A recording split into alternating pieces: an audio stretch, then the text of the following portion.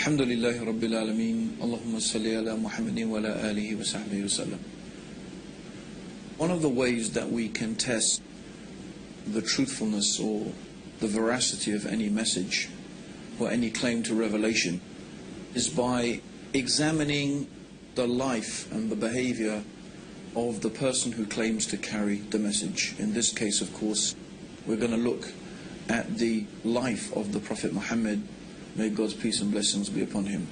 And we are going to look at the life of the Prophet Muhammad in an analytical sense, in a rational way. We want to ask ourselves or pose three simple questions, or three variant possibilities. The first possibility is that the Prophet Muhammad, or that any person in fact who claims to be a prophet, who claims to be receiving revelation from God, we can apply these possibilities to that individual. Or in fact any individual who's making a claim about anything. The first possibility is that that individual is a liar. That individual knows that they are not receiving revelation from God, and they purposefully go out to deceive people concerning this issue. Now obviously such a character, such a personality would display various characteristics, and that there are certain things that would necessitate the effectiveness of such a deception. We'll examine those issues just in a minute. The second possibility is that the individual is not a liar. The individual sincerely and truly believes that they are receiving revelation from God, but they are deluded. They are perhaps suffering from some type of psychotic mental condition. Perhaps they are suffering some form of delusion, but the person sincerely and truly believes that they are a messenger from God. They are not lying, they are not deceiving, they actually truly believe it. And such an individual will also display certain characteristics, certain attributes, certain ways of behaving. And the third possibility is, of course, that that individual is telling the truth. That individual actually is indeed receiving revelation from God. What we want to do is apply this analytical approach to the Prophet Muhammad. And we don't have time to examine in depth and in detail the whole life and the character of the Prophet Muhammad. So what we want to do today, very briefly, is begin by discussing what the opponents of Islam have said in their arguments about the Prophet Muhammad. Now, being opponents of Islam, of course, they are not prepared to accept the third alternative, that Muhammad, may God's peace and blessings be upon him, was a prophet. So they have to find some other explanation.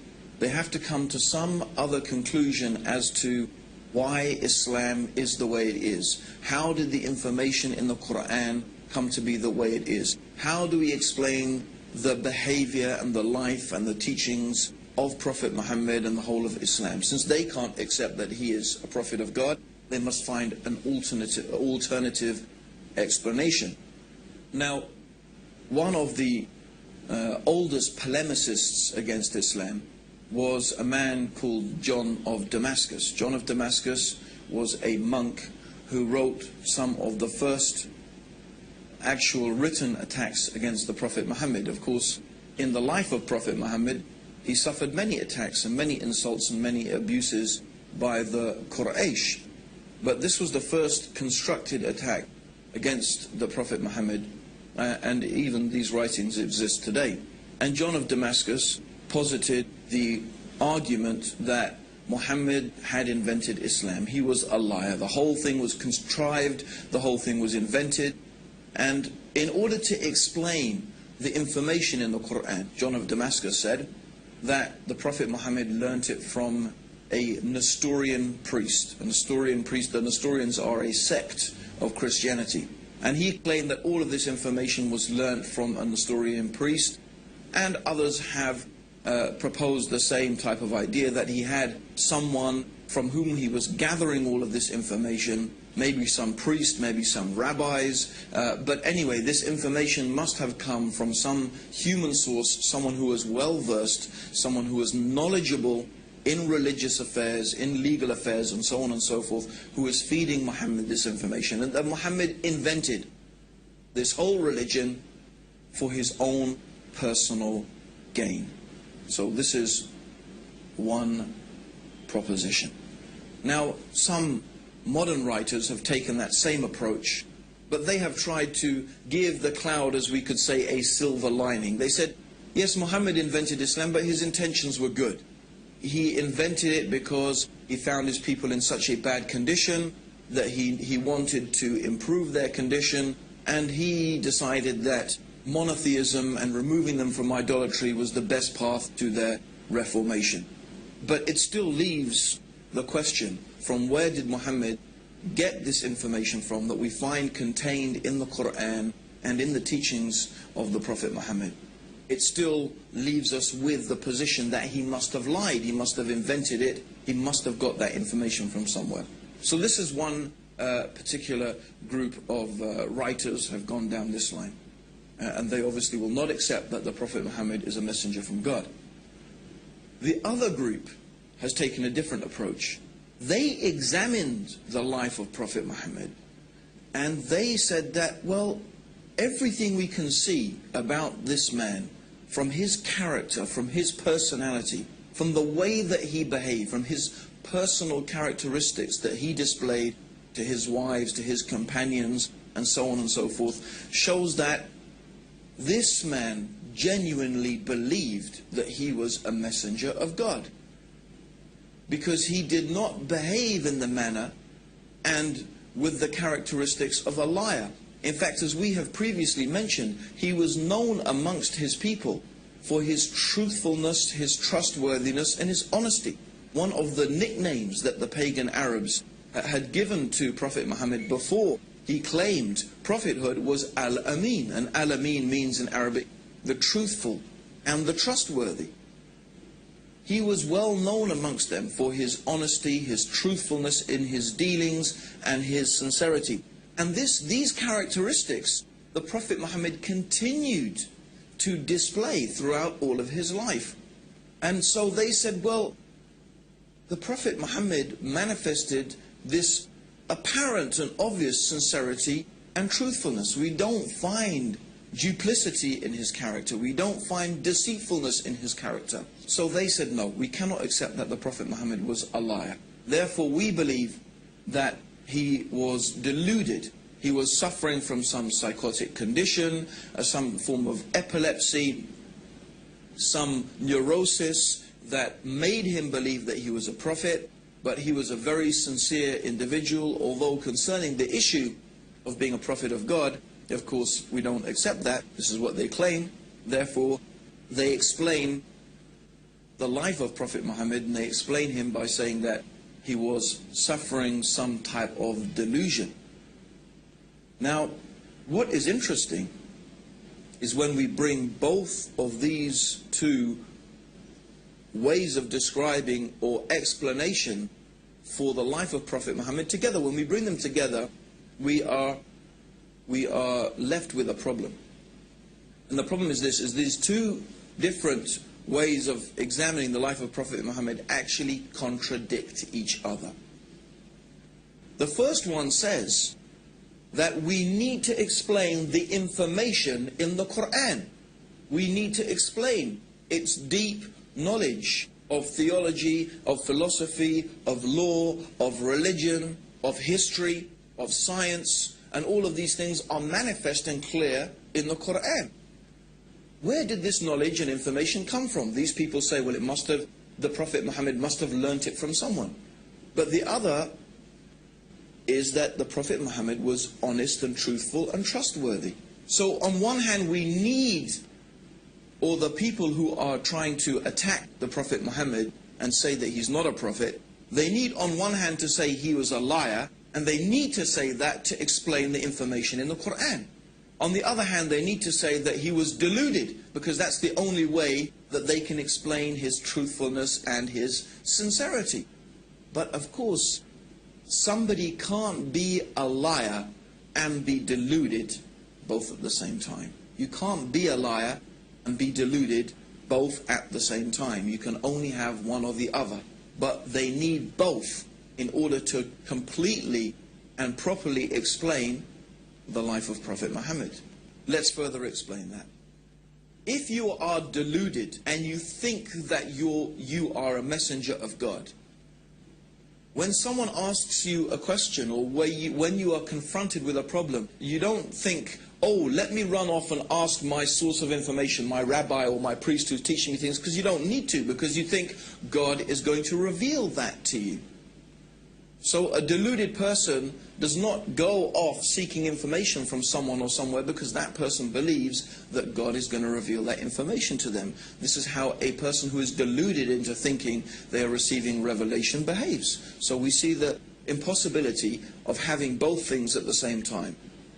Of course, a simple way to reconcile these conflicting opinions is that the information in the Quran concerning theology and philosophy and history and science and so on and so forth is there because this knowledge has come from God. And the sincerity and the truthfulness of the Prophet Muhammad is there because he was exactly what he claimed to be, a messenger of God.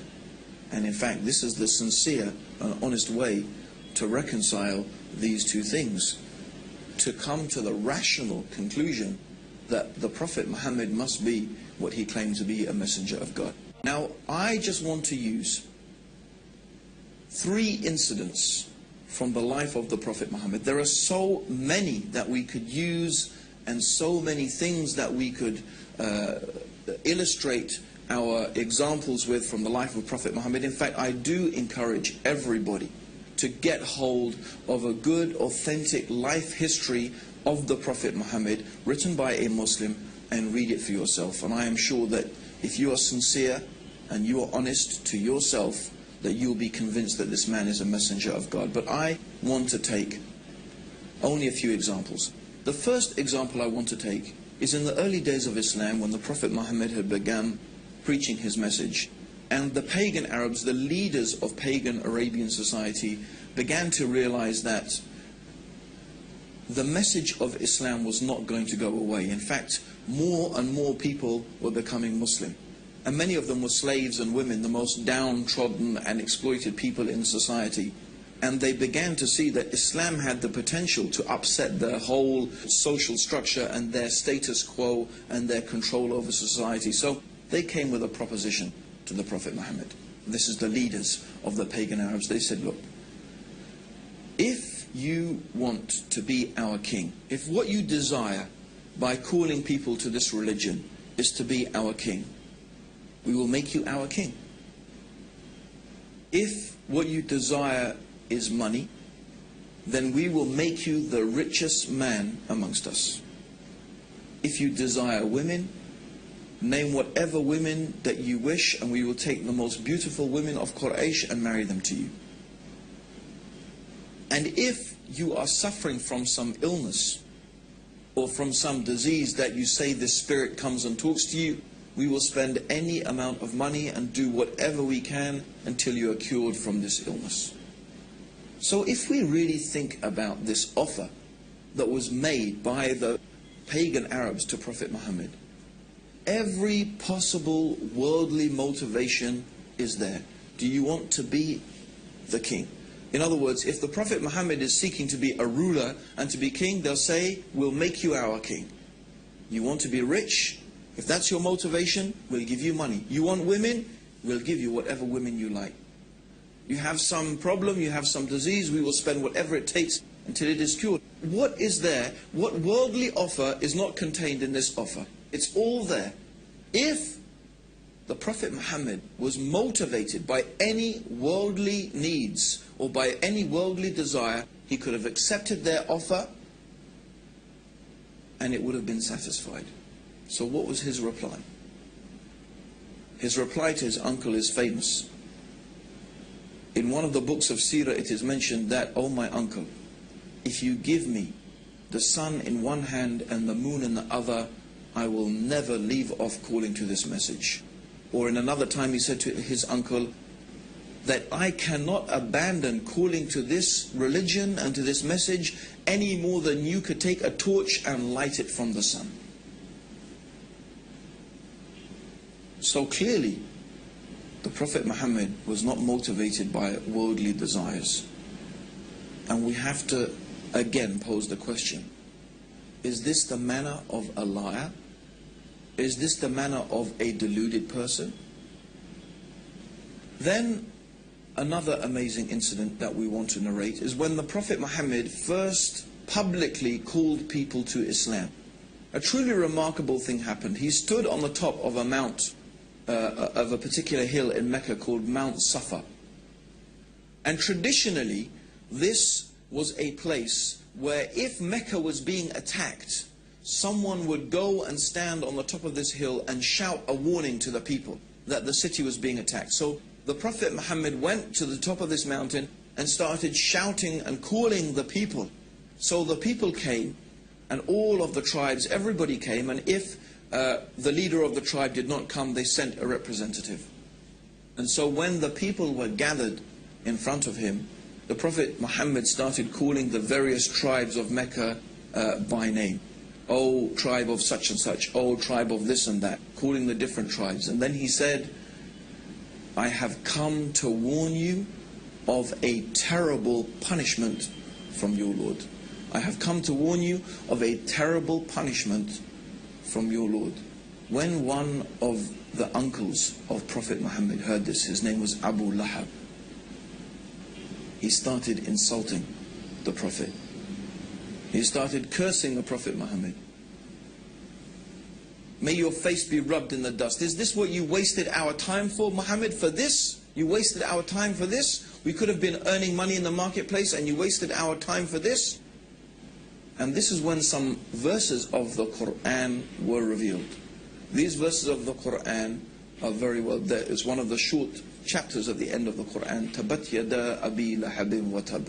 But very briefly, that's not the whole chapter, but what the meaning of this chapter is that this small verse of the Quran is saying that you, Abu Lahab, and your wife, you are going to be in the hellfire because of your persistent disbelief. Now, Abu Lahab was a character that whatever the Prophet Muhammad said, this man would contradict it. In fact, when the Prophet Muhammad used to go and try and teach the people and talk to them about Islam, Abu Lahab would follow behind him, and then he would warn the people and say, this man is a liar, this man is trying to misguide you, don't listen to him, will you abandon the religion of your ancestors, and so on and so forth. So every time the Prophet was trying to call the people to the beauty of the worship of the one God, to this true religion, this man would contradict him. But all this man, Abu Lahab, ever needed to do to almost demolish Islam was to testify that there is only one God, Allah, and that Muhammad was the messenger. And then he could say, well, I am a Muslim now, but what are you going to do with this verse of Quran that says that I'm going to be in the hellfire and that I will die a disbeliever? But for 10 years, these verses of the Quran and this Abu Lahab existed side by side. But he could never take this testimony of faith. Would a liar behave like that? Would someone who is inventing something begin with such a dangerous challenge? People who are lying and people who are deceivers, they're usually very careful and manipulative in the way in which they deal with things. But these verses of the Quran show the complete honesty and the complete sincerity and the forthrightness of this message of Islam. Believe in Allah and His Messenger, or you will face a terrible punishment from Allah. And when this man Abu Lahab protests and he starts insulting, then these verses come from God to the Prophet Muhammad. You are going to suffer eternally for your disbelief. This is not a very, if you were a conniving person, lying and deceiving, I don't think this is the way that you would think of starting your message, because then the man would say, but actually I was really thinking about becoming Muslim and I wanted to embrace Islam. And you would look really a fool. So we see that, and this is what we mean, is that when you're looking at the life and the teachings of the Prophet Muhammad, You do not find the characteristics of a deceiver and of a liar. Yet when we go and we examine the Quran, we find all this knowledge, all this information, that even some of these things scientists have only begun to discover today. It's truly remarkable.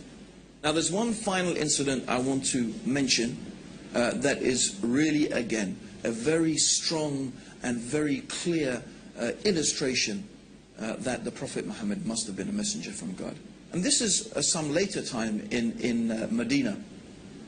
The Prophet Muhammad had a son.